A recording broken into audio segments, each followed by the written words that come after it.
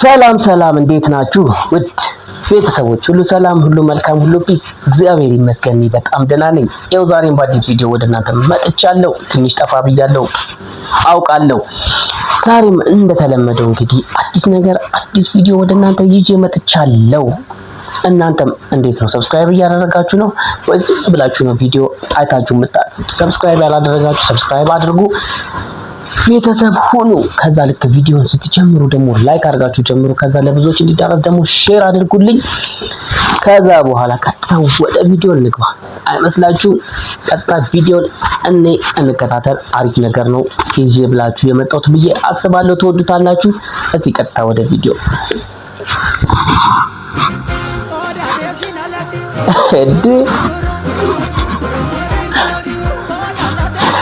ይኸውላችሁ ፍቅር ካለ ከሰው ጋር ብቻ አይደለም ከእንስሳ ጋር ይበላል ማለት ነው። ይመቻት ብቻ ቁጭ አድርጋ ከላም ጋር ቁጭ ብላ ማለት ትቋደሳለችና እኔ ደግሞ የገረመኝ ተው ሌላው አይደለም ጥጃው ራሱ እንጀራ መብላቱ ይበላል እንዴ?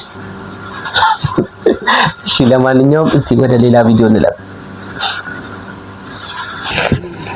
ቀሪ ዘመንን በእስር ቤት ውስጥ ታሳልፋለህ። የምትሉት ነገር ምንም አልገባኝም። እኔ ተራ ዴሊቨር ነኝ። ለእንደዛ አይነት ነገር ምንም አይማስ ፍራንክ ፈረንጅ ስራው የመጀመሪያው ክስ 15 ዓመት ጽኑ እስራት፣ ሁለተኛው 15 ጽኑ እስራት፣ አንድ ላይ 30። ተከሳሹን ወደ እስር ቤት ማቆያ ወሰዱ። ዛሬ አዲስ ተቀጣሪ የኛ ካሜራማንን ፕራንክ ልናደርገው ነው። እሱ የሚሰራው ዴሊቨሪ ካምፓኒን አቋርጦ ወደኛ ለመግባት 2 ሳምንት ቀርቷል። በመሀልም እኛ ፕራንክ እንሰራዋለን። በማያውቀው ነገር እኛ አሽሽ ደብቀንበት በዛ እንዲታሰርና እንዲከሰስ እናደርገዋለን። እሱ ምንም የሚያውቀው ነገር የለም። እንደ ወትሮ እቃ ተልኮ ለማድረስ ነው፣ ግን በውስጡ ያለው አሽሽ ነው። እሱ ሊያስከሰስ የሚችል በፕራንክ ዓለም ታይቶ የሚታወቅ ፕራንክ ነው የምንሰራው። አስቁሙት። መኪናውን ዳራቁ መኪናውን ዳራቁ።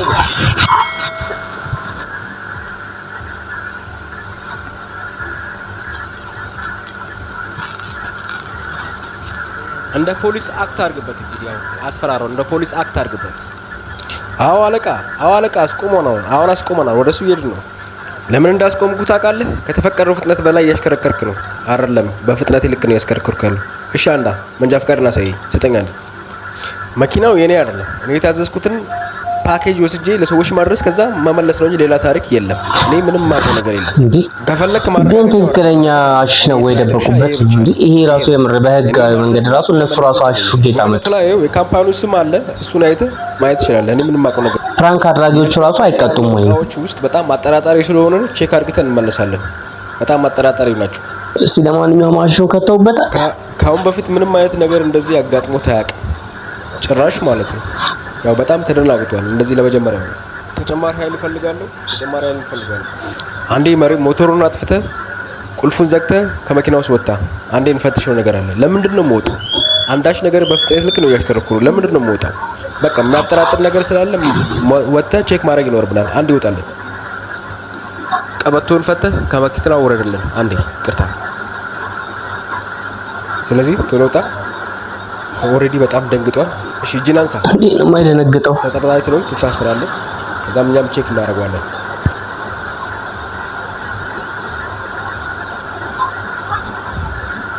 ቀጣይ ስራችን መኪናውን መፍተሽ ስለሆነ እሱን መኪና ውስጥ አስገባ። ፖሊሱ መኪና ውስጥ አስገብተህ አስቀምጠው። ወዴት ነው የምትወስዱኝ? ና ተከተለኝ። እዛ መኪና ውስጥ ግባ። መኪና ልንፈተሽ ነው። ስንቴ ልንገራችሁ? እኔ ተራ ዴሊቨሪ ሹፌር ነኝ።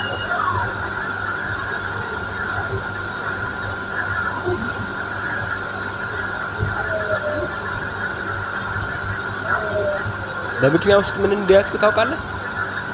እኔ ምንም ማውቀው ነገር የለም። የታሸገ ነው የሚሰጡኝ። እሱን ወስጄ ማድረስ እንጂ እነሱ ዝግጁ ናቸው። እንዴ ብዬ ቼክ ላደርግ የምችለው እኔ ጀስት ዴሊቨሪ ማድረስ ነው። ውሸትን ከቀጠልክ ለአንተ ከባድ እየሆነ ነው የሚመጣው። ገብታችሁ መኪና ውስጥ ገብታችሁ እዛ ላይ ወረቀት አለ፣ የድርጅቱ ስም አለ እና እቃውን ከየት ይዤ ወዴት እንደማድረስ የሚገልጽ አለ። ህጋዊ እንደሆነ እሱ ማስረጃ አለ። ሌላ ምንም ማውቀው ነገር የለም። ከፈለጋችሁ እነሱ ጋር ባለቤቶቹ ጋር መሄድ ይችላል።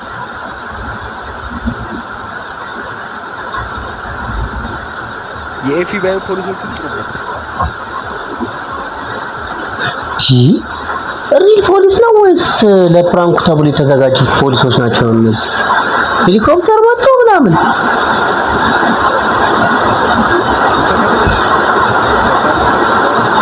ጋይስ ትንሽ ዝናብ አለ። ድምፁ ድንገት ተረበሻል። ከዛ ይቅርታ ጠይቃለሁ።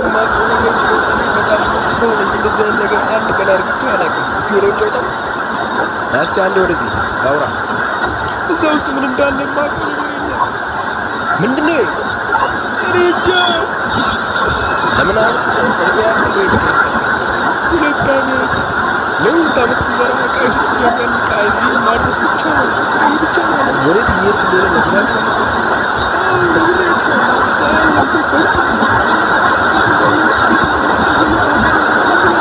ይህንን ያክል ምንም ማቀው ነገር የለም። ምንም ተቀባይነት የለውም። ወደ እስር ቤት ወሰዱት።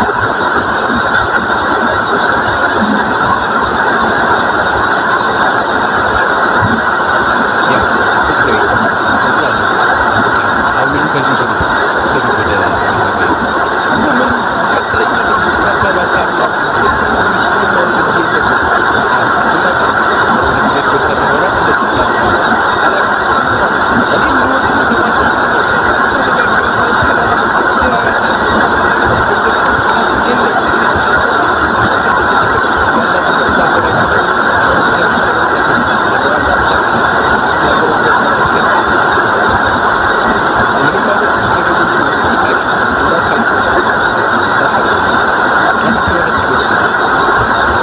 ሰው ጋር ግንኙነት ሳይፈጥር ቀጥታ ወደ እስር ቤት እናስቀምጠዋለን። ከዛ ወዲያውኑ ወደ ፍርድ ቤት እናቀርብና ነገሮችን እናፋጥናለን፣ እናስደነግጠዋለን።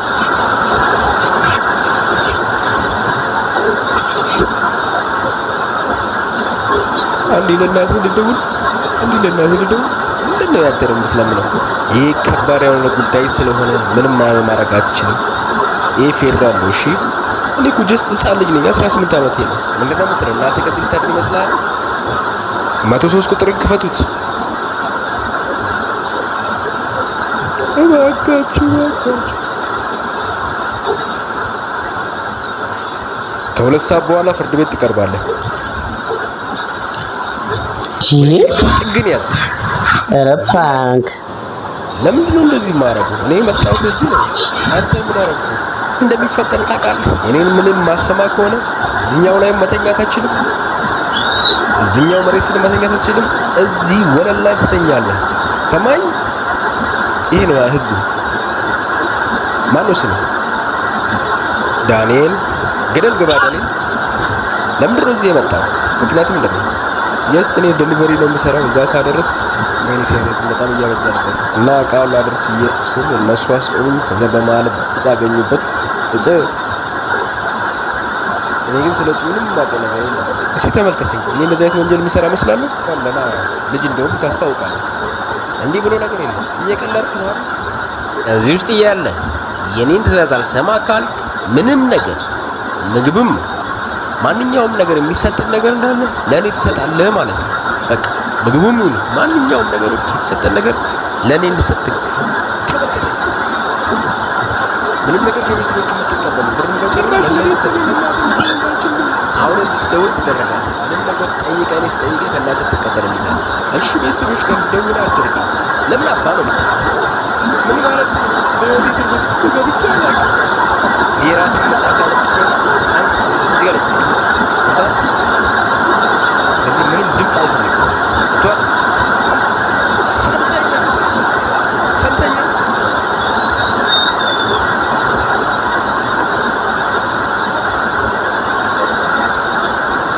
መቼም እንደዚህ አድርገን እንግዲህ የእኛንም ስራ አይቀጥረን ያኛንም ስራ የሚያውቀው ይመስላል። እንግዲህ ምን ማድረግ ይቻላል? የሚያሳውቀው ነው የግፋቸው ኢየሱስ። እሺ ሁላችሁም እንግዲህ ዝግጁ ሆኑ። ከ15 ደቂቃ በኋላ ይመጣል። ለፍርድ ቤት ስለሚቀርብ ሁላችሁም ዝግጁ ሁኑ። የተወሰነ ቁጥር ወደ ፍርድ ቤት ወጥተህ ነው እንግዲህ እንዳትረሳ። እናት እንዲያስደውል ይችላል። ተነስ ወደ ፍርድ ቤት ነው። አንተ ተነስ ማለት ተነሳ። እንቅልፌን እየተባተኩ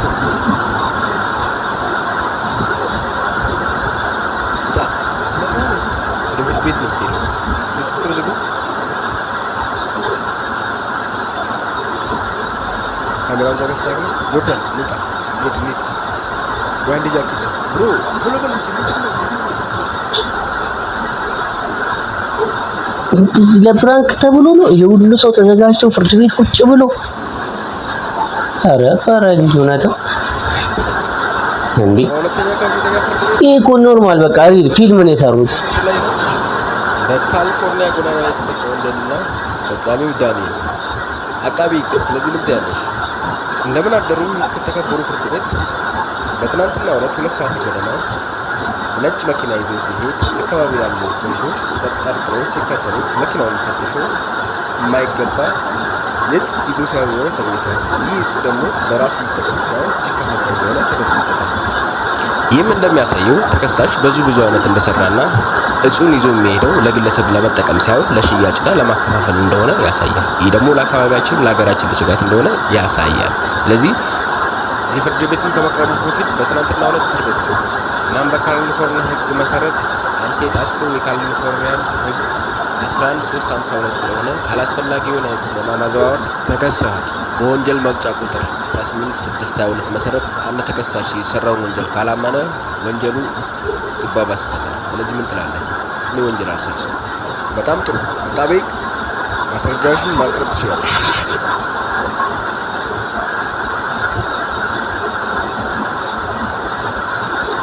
በጣም ሲያሳዝን እግዚአብሔር እንዴ! ያዝ ወደ 600 ኪሎ የሚሆን የተገኘው ተከሳሽ አንተም ማስረጃ ማቅረብ ትችላለህ። ንጹህ መሆኑን ማስረጃ ምንም አይነት የለኝም። ልነግርህ የምችለው አንድ ነገር ብቻ ነው። ሜትሮ የሚባለው ካምፓኒ 2 ዓመት ሲሰራ ምንም ነገር ማውቀው ነገር የለም። እኔ ጀስት ገንዘብ ለመስራት ነው የሞከርኩ ያለሁት። ይሰጡኛል፣ ብዙ አይነት ፈርኒቸሮችን አደርሳለሁ። ከዛ ውጭ ምንም አይነት ነገር የለም። የተለያዩ ፓኬጆችን የተለያዩ ፈርኒቸሮችን ማጓጓዝ ነው። እስከዛሬ እንደዛ ነገር አጋጥሞኝ ይሄን ፕሮቲን አደጋ ላይ ሊያደርስ የሚችሉ ነገሮች እንደዚህ ውስጥ አልገባም። እኔ ገና እድሜ አልደረሰም። ገና 18 ዓመት ነው። እናም ገና 18 ዓመት እየተደረገ ይሰራል። እናም በትናንትናው ዕለት የእሱ አባሪዎችን ኬት እንደሚያመጡ እቃዎችን ለማወቅ ችለናል።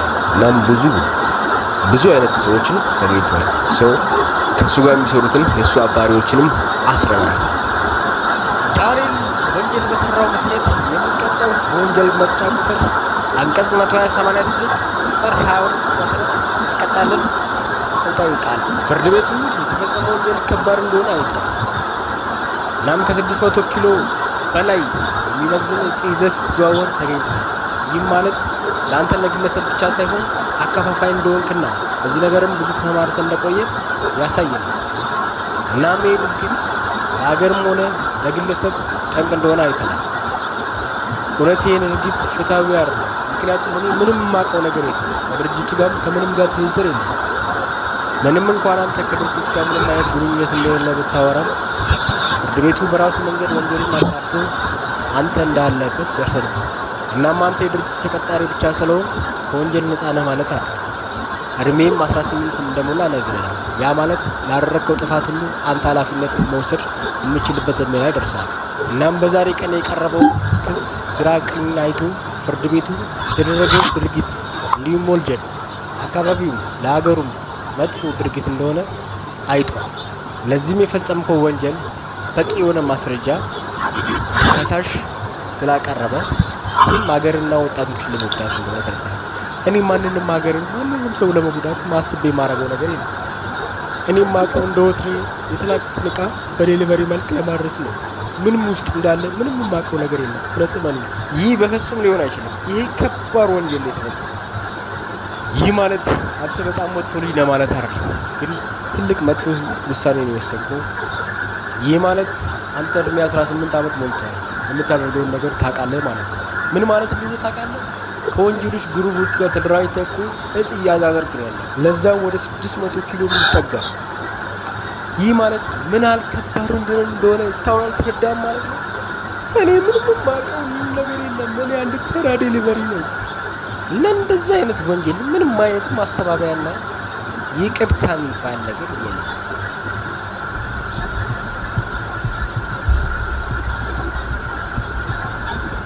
ጓደኞቹ ግን ምን አይነት ግፈኞች ናቸው?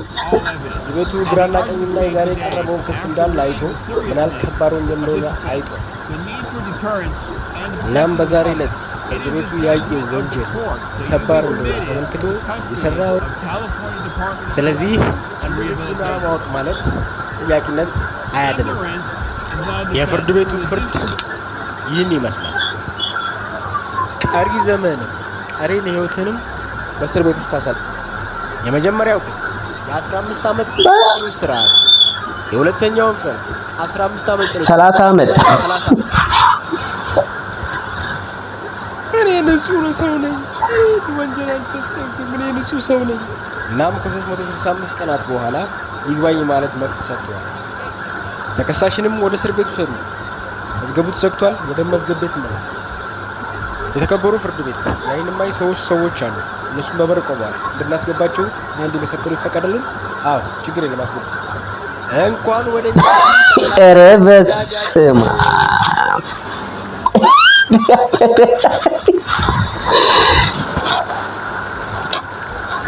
በስመ አብ። ኧረ ፈረንጅ ግን ኧረ ግፍ አይዞህ እኔ ካንተ ጋር ምን ማለት ነው? እኔ ካንተ ጋር ምን አይነት ቀልድ ነው የሚቀልዱት? የመጨረሻ ነው ያስፈራችሁ፣ የመጨረሻ ነው ፕራንክ ያደረገው። እንዴ የምር ፍርድ ቤት ውስጥ ነበር እኮ ስራን አቁመኛ ጋር ተቀጠር እያልኩ አንተም ቢያልከው እንደዚህ ፕራንክ አደረገ። ደስ ይላል ፕራንኩ፣ ግን በጣም ብዙ ርቀት ነው ይላችሁ። ተሳክቶላችኋል፣ ግን በጣም ብዙ ይላችሁ። የሆነ እንኳን በሰላም ወደኛ ቡድን የሥራ አባል ሆነ ተቀላቀል። አይዞ ወንድማችን ዳኒ ጀስቲ በቃ ፕራንክ ነው። ምን ተሰማ? ምን እንዲሰማኝ ነው የፈለጋችሁት? ምን እንዲሰማ? ዳንዬ በቃ በጣም ይቅርታ እንግዲህ እንኳን እኛ ጋይስ እንዴት ነው ጓደኛ አይስጣችሁ። ሶሪ ክሳለን። ዳንዬ እንወዳለን። በጣም ከባድ ፕራንክ ነው ዳኒ እናንተ ብትሆን እስኪ የምር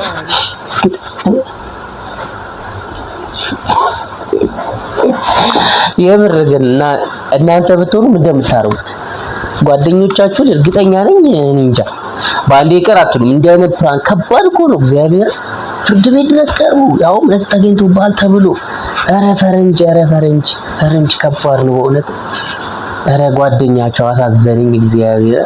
ለማንኛውም ይመቻችሁ ውድ ቤተሰቦች፣ የዛሬ ቪዲዮ ይሄንን ይመስል ነበር። እንደተመቻችሁ ተስፋ አደርጋለሁ። ከተመቻችሁ ላይክ አድርጋችሁ እለፉ። ሰብስክራይብ ያላደረጋችሁ ሰብስክራይብ አድርጉ። በቀጣይ ቪዲዮ እስከምንገናኝ እስከዛ ድረስ ቸር ሰንብቱልኝ። እወዳችኋለሁ።